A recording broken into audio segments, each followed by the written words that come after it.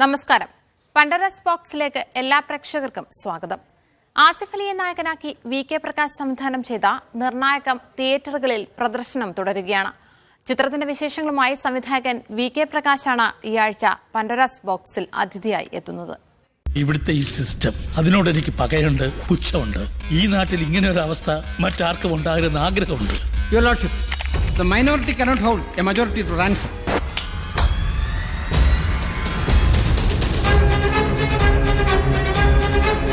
Article 21 of the Constitution of India, right to life. ജീവിക്കാനുള്ളൊരു പൗരന്റെ അവകാശം. നമ്മുടെ ഭരണഘടനയിൽ ഇതിന് ധാരാളം അർത്ഥതലങ്ങളുണ്ട്. പ്രമുഖ സംവിധായകൻ VK പ്രകാശാണ് ഇന്ന് നമ്മോടൊപ്പം അതിഥിയായി ചേരുന്നത്. സ്വാഗതം. ഓരോ പ്രമേയവും ഓരോ വ്യത്യസ്തമായ ട്രീറ്റ്മെന്റാണ് ഓരോ സിനിമയ്ക്കും താങ്കൾ കൊടുക്കുന്നത്. സ്റ്റീരിയോ ടൈപ്പുകളായ കഥാപാത്രങ്ങളെ സിനിമയിൽ എത്തിക്കാതെ നിർണായകം അങ്ങനെ എത്രമാത്രം നിർണായകമായ ഒരു തീമായിരിക്കും? നിർണായകത്തിനെ പറ്റി പറയുമ്പോൾ ബോബി സഞ്ജുവിൻ്റെയാണ് തിരക്കഥ. അപ്പോൾ അവരുടെ ഒരു തിരക്കഥകളുടെ ഒരു പ്രത്യേകത എന്ന് പറഞ്ഞു കഴിഞ്ഞാൽ അവർ വളരെ ജീവിതമായിട്ട് അടുത്ത് നിൽക്കുന്ന കഥകൾ പറയുന്നവരാണ്. അവരെന്നെ ഒരിക്കൽ പറഞ്ഞത് എന്താ വെച്ചാൽ അവർ കണ്ടതോ അല്ലെങ്കിൽ അറിഞ്ഞതോ അല്ലെങ്കിൽ കേട്ടറിഞ്ഞതോ ആയ കഥകളെ ഡിപ്പെൻഡ് ചെയ്തിട്ട് അവർ സ്ക്രീൻ പ്ലേ ചെയ്യാറുള്ളൂ. അപ്പോൾ അങ്ങനെയുള്ളൊരു സ്ക്രീൻ പ്ലേ ആണ് ഈ സ്ക്രീൻ പ്ലേ. അതായത് ജീവിതമായിട്ട് വളരെ അടുത്ത് കിടക്കുന്ന അവർ അനുഭവിച്ചറിഞ്ഞ ഒരു കഥയാണത്. അത് വളരെ കാലം മുമ്പ് ഞങ്ങൾ ഡിസ്കസ് ചെയ്തതാണ്. പക്ഷേ ഇന്നാണ് അതിന് ഭയങ്കരമായിട്ട് കാലിക പ്രസക്തി വന്നു എന്ന് തോന്നി. കാരണം ഇന്ന് നമുക്ക് ജുഡീഷ്യറിയിലുള്ള വിശ്വാസം നഷ്ടപ്പെട്ടുകൊണ്ടിരിക്കുകയാണ്. അത് ഞങ്ങൾ റിസർച്ച് നടത്തി.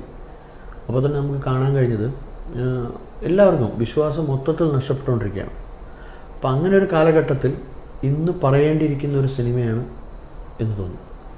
അപ്പം അങ്ങനെ ജീവിതമായിട്ട് അടുത്ത് നിൽക്കുന്ന ഒരു സിനിമയായിരിക്കും നിർണായകം. അതിൻ്റെ ട്രീറ്റ്മെൻ്റ് ആയാലും ശരി, അതിൻ്റെ രചനയായാലും അതിൻ്റെ സ്റ്റൈൽ ഓഫ് നരേഷൻ ആയാലും എല്ലാം അതുപോലെ ആയിരിക്കും.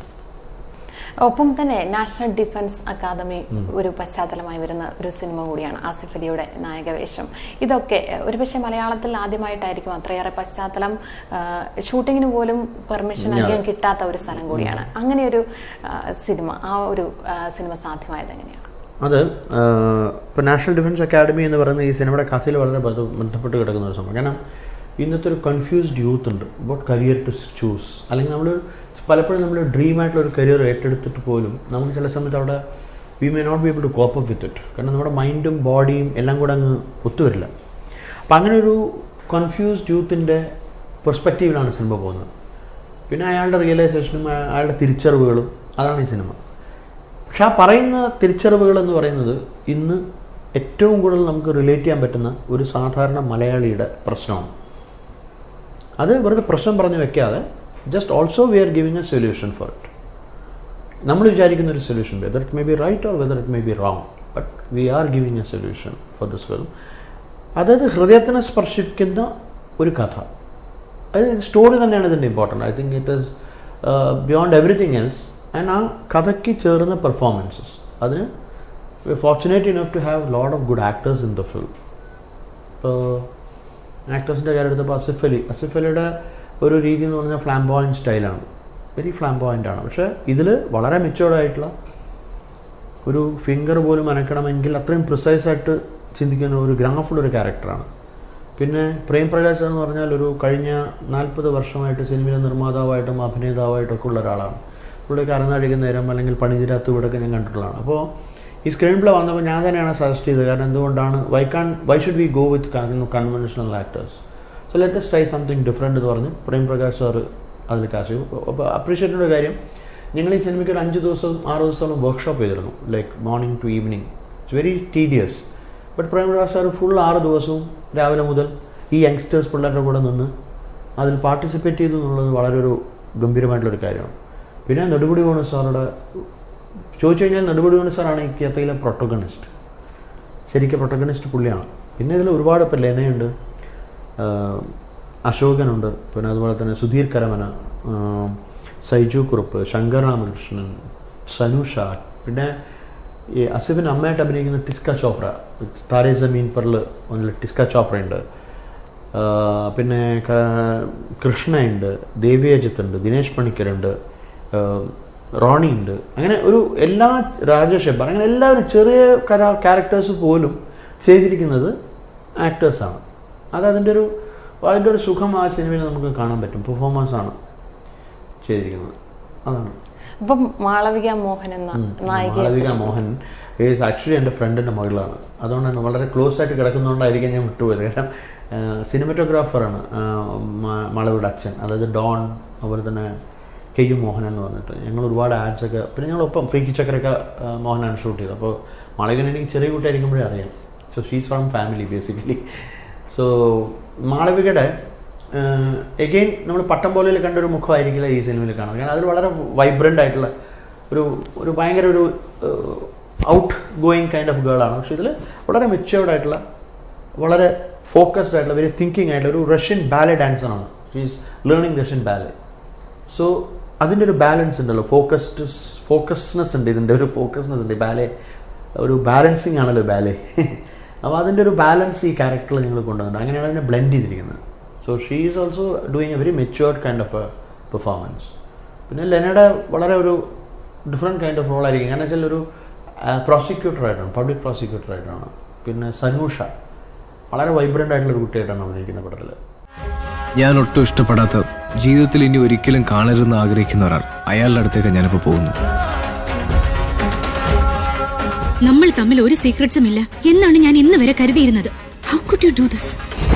ആസിഫ് അലിയുടെ ഒരു ആരും കാണാത്ത മുഖം കൂടി കാണുമെന്ന് തോന്നുന്നു. ഡൈവിംഗ്, ബൈക്ക് സ്റ്റണ്ട്സ്, അതുപോലെയുള്ള മുഖം സെയിം ആണ്, ക്യാരക്ടറൈസേഷനിൽ വ്യത്യസ്തമായ ഒരു മുഖം എന്ന് പറയാം. ഈ കഥ തീരുമാനിച്ചപ്പോൾ, ഈ സ്ക്രീൻ പ്ലേ ഒരുങ്ങിയപ്പോൾ തന്നെ ഞങ്ങൾ തീരുമാനിച്ചത് ആസിഫാണ്. കാരണം അതിൽ ഒരുപാട് ഏജ് ഗ്രൂപ്പിൻ്റെ ഇഷ്യൂ ഉണ്ട്, അതുപോലെ ഫിസിക്കൽ ഫിറ്റ്നസിൻ്റെ ഇഷ്യൂ ഉണ്ട്, പിന്നെ ഡെയറിങ് ആയിരിക്കണം. അങ്ങനെ നോക്കുമ്പോൾ ഞങ്ങൾ ആദ്യം എത്തിയത് തന്നെ ആസിഫിൽ തന്നെയാണ്. അപ്പോൾ ആസിഫിനെ സംബന്ധിച്ചിടത്തോളം ഞാൻ പറഞ്ഞില്ല, ഒരു 10 മീറ്റർ ജമ്പ്, അതായത് NDAയിൽ ആഫ്റ്റർ ഡൂയിങ് ഒരു കുറേ കോഴ്സ് കഴിഞ്ഞതിന് ശേഷം കൊടുക്കുന്ന പനിഷ്മെൻറ്റാണ് ഈ 10 മീറ്റർ മേലെന്നുള്ള ജമ്പ്. സോ ഞങ്ങൾ ആക്ച്വലി പറയായിരുന്നു, അവരെന്നെ പറയായിരുന്നു 4 കൊല്ലം കൊണ്ട് ചെയ്യേണ്ടത് we just did it within 3 days. So അത്രയും ആക്റ്റീവ് ആയിരുന്നു. അപ്പോൾ അവിടെ ആസിഫിൻ്റെ കൂടെ തന്നെ there is a new face which we are introducing call Adil, ദുബായിലുള്ള RJ-ആണ്. So he is also part of it. So ഇവർ രണ്ടാളും അവിടെ ഭയങ്കരമായിട്ട് കഷ്ടപ്പെട്ടു എന്നുള്ളതാണ് എൻ്റെ സത്യം. കാരണം ഫിസിക്കൽ ആൻഡ് ഇമോഷണൽ ആൻഡ് അവർ പോകുന്ന എല്ലാ ടോർച്ചറും ഞങ്ങൾ കൊണ്ടുപോയി എന്നുള്ളതാണ് ഇവരെ മെൻ്റൽ ടോർച്ചർ. ബിക്കോസ് ടോർച്ചർ എന്ന് പറയാൻ പറ്റില്ല, മെൻ്റൽ പ്രഷേഴ്സ് ഉണ്ടാവുമല്ലോ. ഇവർ they teach you how to handle pressures physically and mentally. അത് ശരിക്കും ഇവർ രണ്ടാളും ആ ഒരു പ്രോസസ്സ് പോയി എന്നുള്ളതാണ് ത്രൂ ഔട്ട്. പിന്നെ NDAയിൽ പോയി കഴിഞ്ഞുള്ള ഒരു പ്ലസ് പോയിന്റ് എന്ന് പറഞ്ഞാൽ നാഷണൽ ഡിഫൻസ് അക്കാഡമി എന്ന് പറയുമ്പോൾ അതിനുള്ള എൻട്രി ചെയ്യുമ്പോൾ തന്നെ നമുക്ക് ഭയങ്കര പാട്രിയോട്ടിസം ഫീൽ ചെയ്യും, ഭയങ്കര എയറാണ്. പിന്നെ നമ്മൾ പറയുന്ന കഥ എന്ന് പറയുന്നത് ഏറ്റവും ഒരു സാധാരണക്കാരൻ മലയാളിയുടെ ഇന്ന് ഇപ്പോൾ നിങ്ങൾ വരുമ്പോൾ അനുഭവിച്ചിട്ടുള്ളതായിരിക്കാം, അല്ലെങ്കിൽ എന്തെങ്കിലും ഒരു ദിവസം അനുഭവിച്ചിട്ടുള്ളതായിരിക്കാം, അല്ലെങ്കിൽ അനുഭവിക്കാൻ പോകുന്നതായിരിക്കാം. അങ്ങനെ ഒരു ഇഷ്യൂവിനാണ് നമ്മൾ ടാക്കിൾ ചെയ്യുന്നത്. അപ്പോൾ ഭയങ്കര റിലേറ്റബിളാണ്. അപ്പോൾ ഈ ഞങ്ങൾ ഇപ്പോൾ സഞ്ജുവും ബോബിയും കൂടി ഞങ്ങളിങ്ങനെ ഡിസ്കസ് ചെയ്യുമ്പോൾ കുറച്ച് ലൈനുകൾ ഞങ്ങൾക്ക് തോന്നിയിട്ടുണ്ടെന്ന് വെച്ചാൽ, ഒന്ന് തോന്നിയത് ഈ സിനിമ കണ്ടു കഴിഞ്ഞാൽ everybody will be part of it, ഭാഗഭാക്കാവും അതിൻ്റെ. അതുപോലെ തന്നെ സഞ്ജു പറഞ്ഞ എന്താ ഈ സിനിമ ഒരു വോട്ട് ചെയ്യുന്നതിന് തുല്യമാണ് എന്നുള്ള രീതിയാണ് ഇതിൻ്റെ ഒരു സോഷ്യൽ ഇഷ്യൂൻ്റെ റെലവൻസ്. പ്രത്യേകിച്ച് നമ്മുടെ ജുഡീഷ്യറിയിലെ വിശ്വാസം പോയിട്ടുള്ള ഈ ഒരു കാലഘട്ടത്തിൽ വളരെ പോസിറ്റീവായിട്ടുള്ളൊരു ഫിലിമാണെന്ന് എനിക്ക് തോന്നുന്നു.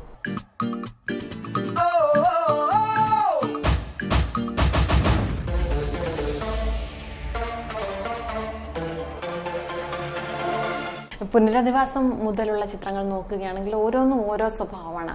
ഓഫ് ബീറ്റ് ആയിട്ടുള്ള സിനിമകൾ ചെയ്യുന്നു, ചിലത് മുഴുനീള കോമഡി ചെയ്യുന്നു, അങ്ങനെ ഓരോന്നും വ്യത്യസ്തമാണ്. അത്തരത്തിൽ ഹൊറർ ചെയ്യുന്നു, അവസാനം വന്ന ത്രില്ലർ, അങ്ങനെ ജുഡീഷ്യറിയുടെ കാര്യങ്ങൾ ചർച്ച ചെയ്യുന്നുണ്ട് വിഷയം.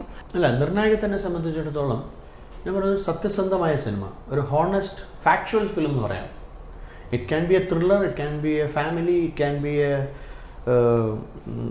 campus, anything you can call it, NDA campus, okay, but it is a factual film. നമ്മുടെ സത്യമായ കാര്യങ്ങൾ സത്യമായ രീതിയിൽ പറയുന്ന ഒരു സിനിമയാണ്. അത് നമ്മൾക്ക് സാധാരണ ഒരു മലയാളിക്ക് റിലേറ്റ് ചെയ്യാൻ പറ്റാവുന്ന ഒരു ഇഷ്യൂ ആണ്.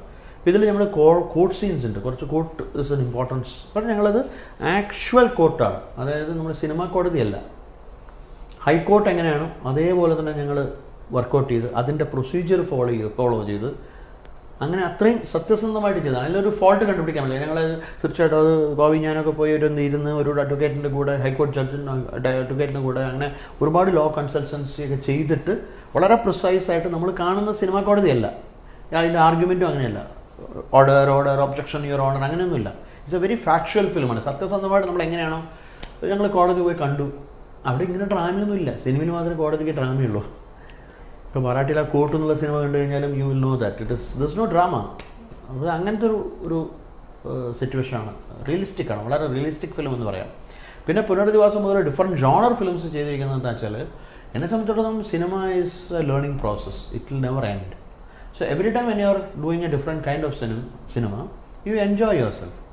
ഇപ്പോൾ 3 Kings എന്ന് പറഞ്ഞൊരു സിനിമ അല്ലെങ്കിൽ ഒരു ഗുലുമാല ഞാൻ ചെയ്യാൻ കാരണം, ഞാൻ കണ്ട സിനിമകളുടെ, ഇപ്പോൾ ഐ വി ശശി സാറുടെ ഒരു ആനന്ദം പരമാനന്ദം എന്ന് പറഞ്ഞൊരു സിനിമ ഞാൻ കുട്ടിയായിരിക്കുമ്പോൾ കണ്ടു, ഞാൻ ഭയങ്കര ത്രില്ലടിച്ചൊരു സിനിമ. അപ്പോൾ I want to experience that enjoyment what I have enjoyed while making film. And it was fun because Jayasurya, Chakochan, Indran, all of them are spontaneous humor guys. So, fantastic experience. Experiencing ആണ് cinema. ഒപ്പം സിനിമയുടെ technical സൈഡിലും താങ്കൾ ഓരോ cinema വരുമ്പോഴും പുതിയ എന്തെങ്കിലും ഒരു കാര്യം കൂടി കൊണ്ടുവരാറുണ്ട്. അങ്ങനെ അല്ല, അത് കൊണ്ടുവരണം എന്ന് പറഞ്ഞ് കൊണ്ടുവരുന്നതല്ല. ഇപ്പോൾ ഫോർ എക്സാമ്പിൾ പോലീസിലെ സ്ലോ മോഷൻ ഷോട്ട് ഞങ്ങൾ പ്രോഡക്റ്റ് ഷോട്ട്സ് ഷൂട്ട് ചെയ്യുന്നതാണ്. അഡ്വർടൈസിംഗിൽ ഈ മിൽക്ക് പോറിംഗ് ഒക്കെ ഷൂട്ട് ചെയ്യുമ്പോൾ എനിക്ക് തോന്നി ഇതിൽ വെള്ളം ചെയ്താൽ നന്നായിരിക്കുമല്ലോ തോന്നി, ഞങ്ങളൊരു എക്സ്പെരിമെൻറ്റേഷൻ പോലെ ചെയ്തതാണ്. പക്ഷേ ഇറ്റ് വർക്ക്ഡ് ഔട്ട്. അതുപോലെ തന്നെ ഇപ്പോൾ ജിബ് വന്നത് മുല്ലവള്ളിയും തന്മാരാണ്. അപ്പോൾ ഒരു റൂമിൽ നിന്ന് വേറെ റൂമിലേക്ക് ആ താമരനൂല എന്നുള്ള പാട്ടുണ്ട്. അത് ഒരു ആ ജിബിൻ്റെ ഒരു ഡെമോൺസ്ട്രേഷൻ കണ്ടപ്പോൾ എനിക്ക് തോന്നിയതാണ് ഇത് ഈ ഐഡിയ ആയിട്ട് നമുക്ക് ഇതിന് ഉപയോഗിക്കാൻ പറ്റുന്നുള്ളത്. അതുപോലെ തന്നെ ഡിജിറ്റൽ സിനിമ എന്ന് പറയുന്നതാണ് I think it is the best contribution to Indian world സിനിമയാണ് ഡിജിറ്റൽ. അപ്പോൾ അത് ഇവിടെ കൊണ്ടുവരുവാനായിട്ട് പലരും ചോദിച്ചത് ആകാശത്തോടെ സിനിമ വരുമോ, അതെങ്ങനെ ആകാശത്തോടെ സിനിമ വരിക, ഇതെന്താ ടെലിവിഷനാണോ എന്ന് ഇതേ അസോസിയേഷൻസും ഒരുപാട് പേര് എൻ്റെ അടുത്ത് ചോദിച്ചിരുന്നു. പക്ഷേ I didn't bother, I just went head and made a film in digital and with Emil and Eric support we projected the film first time in UFO, through UFO onto theatres. Now it's a revolution, but there is no print, labs are closing down. It's seeing things ahead of time and having guts to do it is what makes you happy. So അല്ലാതെ purpose ആയിട്ട് helicam വന്നു കണ്ടു, ഞാൻ excited ആയി, ഇതെനിക്കിതിൽ സിനിമയിൽ ഉപയോഗിക്കാൻ പറ്റും തോന്നി ഉപയോഗിച്ചു. പിന്നീട് ഞാൻ ഉപയോഗിച്ചിട്ടില്ല, എല്ലാം ഞാൻ ഒരു പ്രാവശ്യം ഉപയോഗിക്കും, അതിന് ശേഷം ഉപയോഗിച്ചിട്ടില്ല. അപ്പോൾ അതുപോലെ തന്നെ മറ്റൊരു റെവല്യൂഷൻ ആയിരുന്നു ബ്യൂട്ടിഫുളും ട്രിവാൻഡ്രം ലോഡ്ജും. മലയാളത്തിൽ ഇങ്ങനെയുള്ള സിനിമകൾ എടുക്കാനുള്ള ഒരു ധൈര്യം, അല്ലെങ്കിൽ ഡയലോഗ്സ്, സംഭാഷണങ്ങൾ കൊണ്ടുവരാവുന്ന ഒരു തുറന്നു പറച്ചിൽ രീതിയിൽ കൊണ്ടുവരാവുന്ന സിനിമകൾക്കുള്ള ധൈര്യം കിട്ടിയത് ആ 2 സിനിമകളോടെയാണ്. അതെന്നെ സംബന്ധിച്ചിടത്തോളം ഞങ്ങൾ കണ്ട ഒരുപാട് നമ്മുടെ പ്രൊഡ്യൂസേഴ്സ് ആയിട്ടുള്ള നമ്മുടെ സീനിയർ ആയിട്ടുള്ള ഡയറക്ടേഴ്സ് ഒരുപാട് പേര് വളരെ മനോഹരങ്ങളായിട്ട് ഇങ്ങനത്തെ സിനിമകൾ ചെയ്തിട്ടുണ്ട്. It is nothing to do with beautiful and Trivandrum lodge. അതിന് മുമ്പ് തന്നെ പുനർജന്മം എന്നുള്ള സിനിമ വന്നിട്ട് കെ എസ് സേതുമാൻ സാർ, അരപ്പട്ട കെട്ടിയ ഗ്രാമം വന്നിട്ടുണ്ട്. അവർ റെവല്യൂഷൻസ് ചെയ്തിട്ടുണ്ട് ഓൾറെഡി. ദർ ഇസ് ഇടവഴിയിലെ പൂച്ച മുണ്ടാ പൂച്ച ഹരിയൻ സാറുടെ, അനന്തരം ഓഫ് അടൂർ സാർ, പോക്കുവെയിൽ ഓഫ് അരവിന്ദൻ സാറ്, അങ്ങനെ എടുത്തു കഴിഞ്ഞാൽ അമ്മയറിയാൻ of with the biggest revolution, അമ്മയറിയാൻ ഓഫ് ജോൺ എബ്രഹാം. സോ ഈ മലയാളം സിനിമയിൽ എത്രയോ റെവല്യൂഷൻസ് നടന്നിട്ട്. ഇപ്പോൾ വടക്കൻ വീരകഥ സ്ക്രീൻ പ്ലേ റെവല്യൂഷനായിരുന്നു. ഓളവും തീരവും PN മേനോൻ സാർ തിയേറ്ററിന്, അതായത് സിനിമ ഇൻഡോറും ഔട്ട്ഡോറും കൊണ്ടുപോയി. സോ ഓളം തീരം എന്ന് പറഞ്ഞാൽ ഒരു കടത്തിൽ സ്ട്രഗിൾ ചെയ്ത് ചങ്ങാടം കിടത്തുന്ന ഒരാളുടെ സ്ട്രഗിളൊക്കെ അവർ ഷൂട്ട് ചെയ്തിട്ടുണ്ട് വിൻസൻ മാഷൊക്കെ. അത് സോ ഭാർഗവി നിലയം ഫസ്റ്റ് ഓഫ് ദ ഒരു യക്ഷിയായിട്ട് സംസാരിക്കുന്ന ഒരു സിനിമയാണ്. സോ മലയാളത്തിൽ അത് ഒരുപാട് പേര് ചെയ്തിട്ടുണ്ട്.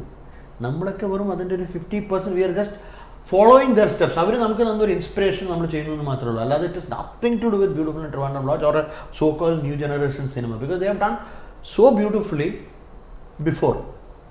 അപ്പോൾ അത് കണ്ട് നമ്മൾ എക്സൈറ്റഡ് ആയിട്ടുണ്ടായിരുന്നു. പക്ഷെ അന്ന് ഇംഗ്ലീഷ് അറിയില്ലായിരുന്നു. അപ്പോൾ മലയാളത്തിൽ പുതിയ സിനിമ, നവസിനിമ എന്ന് ഞങ്ങൾ വിളിച്ചിരുന്നു അതിനെ. അല്ലെങ്കിൽ ഒരു മൂവ്മെൻറ്റ്, അല്ലെങ്കിൽ ഒരു സിനിമയുടെ എന്താ പറയുക, ഒരു സിനിമാ സ്വാതന്ത്ര്യം, സിനിമയുടെ ഒരു മൂവ്മെൻറ്റ്, അത് എല്ലാ സ്ഥലത്തും ഉണ്ടായിരുന്നു. കന്നഡത്തിലുണ്ടായിരുന്നു, ബംഗാളിയിലുണ്ടായിരുന്നു, മറാഠിയിലുണ്ടായിരുന്നു, ഇന്ത്യയിലെ എല്ലാ സ്ഥലത്തും. ഇപ്പോൾ ഞാൻ പല ഭാഷകളിലെ സിനിമ ചെയ്യുന്ന ഒരാളാണ്. കാരണം എന്നെ സംബന്ധിച്ചിടത്തോളം cinema has only one language and India is so rich with a lot of different culture and lot of different languages.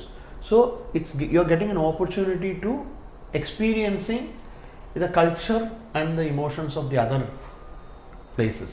So adana inde bhangi, adana inde beauty. So just enjoy, just have fun.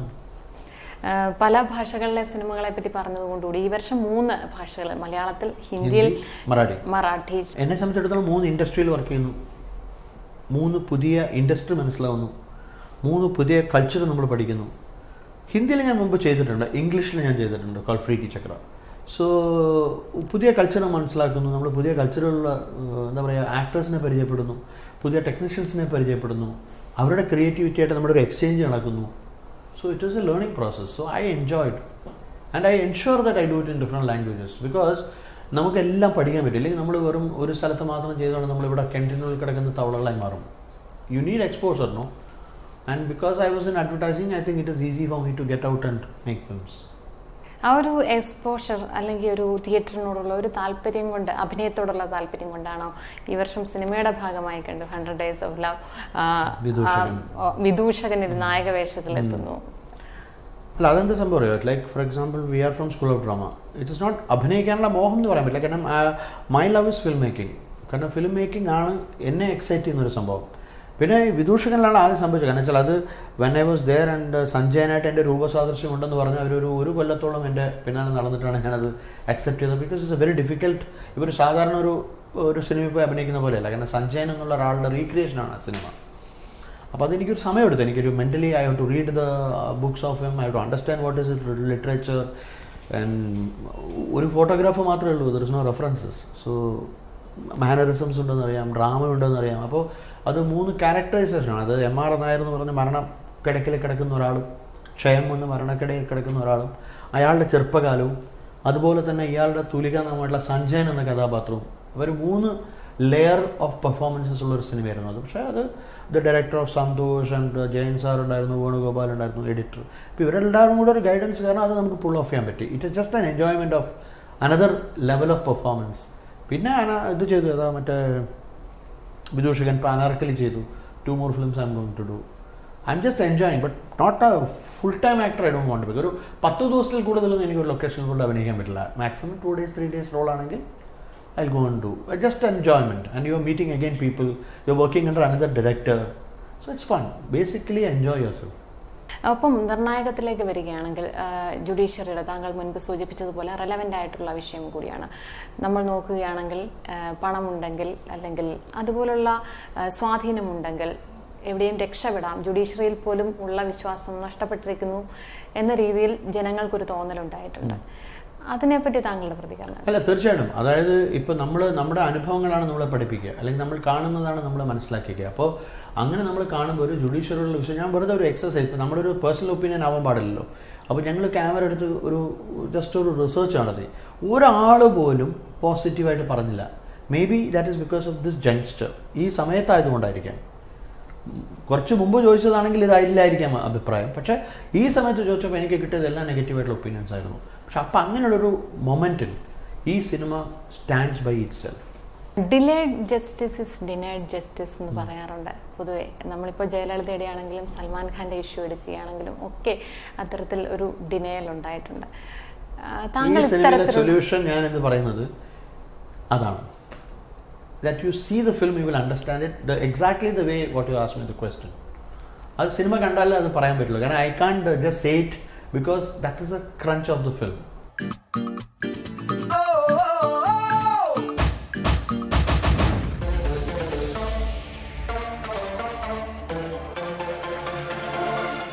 മലയാളത്തിൽ 15 വർഷമായി എത്തിയിട്ട് സംവിധായകൻ്റെ വേഷമണിഞ്ഞ്.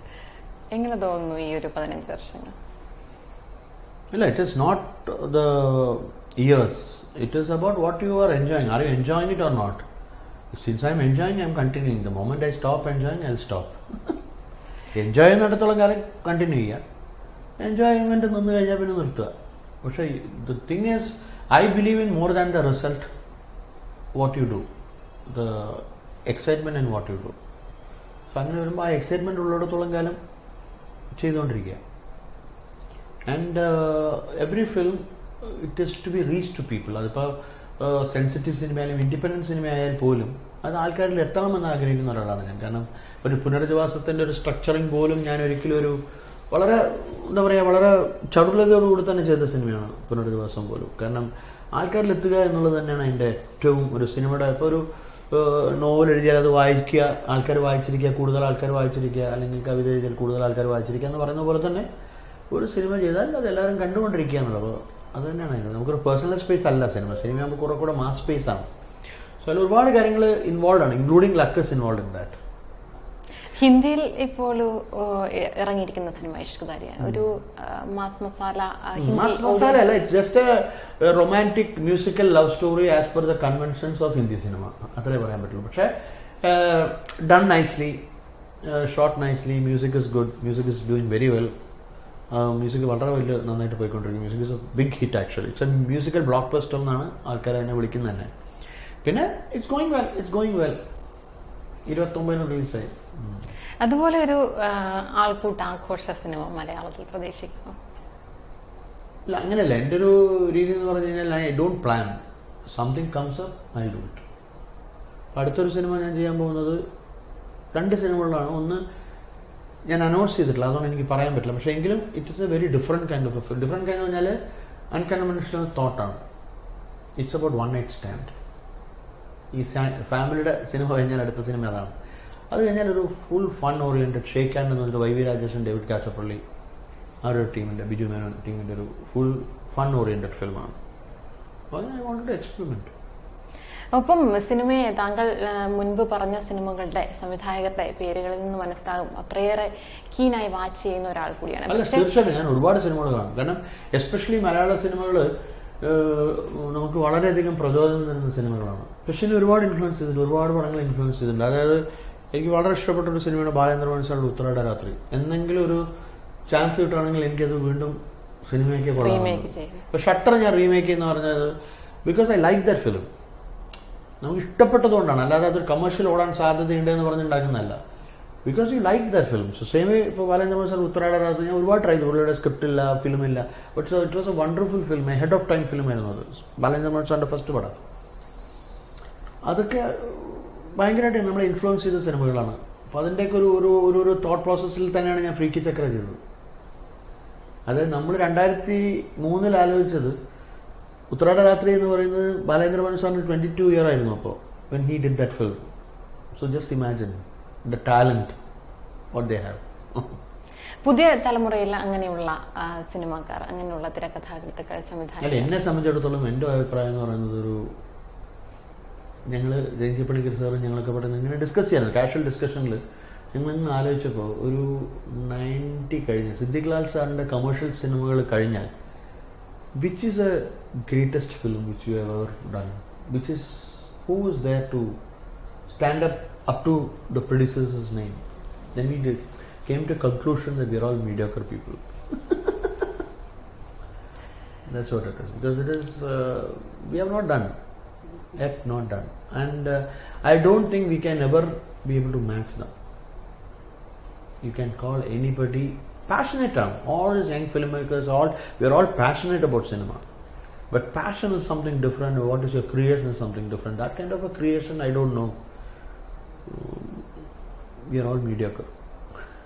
പക്ഷെ മലയാളത്തിൽ ഇനി താങ്കൾ ചെയ്യാൻ ആഗ്രഹിക്കുന്ന ഒരു അഭിനേതാവ് അല്ലെങ്കിൽ അഭിനേത്രി, എപ്പോഴും ആഗ്രഹിക്കുന്ന ഇയാളെ വെച്ചൊരു സിനിമ ചെയ്യണം, അങ്ങനെ ഒരാളുണ്ട്? എന്താ പറയുക, ഞാൻ അങ്ങനെ ഒരിക്കലും ആലോചിച്ചില്ല. കാരണം എന്താ വെച്ചാൽ എനിക്ക് സ്ക്രിപ്റ്റ് വരുമ്പോൾ ഞാനൊരു ആക്ടർ ആലോചിക്കുന്നല്ലാതെ I don't think of an actor and think of a script.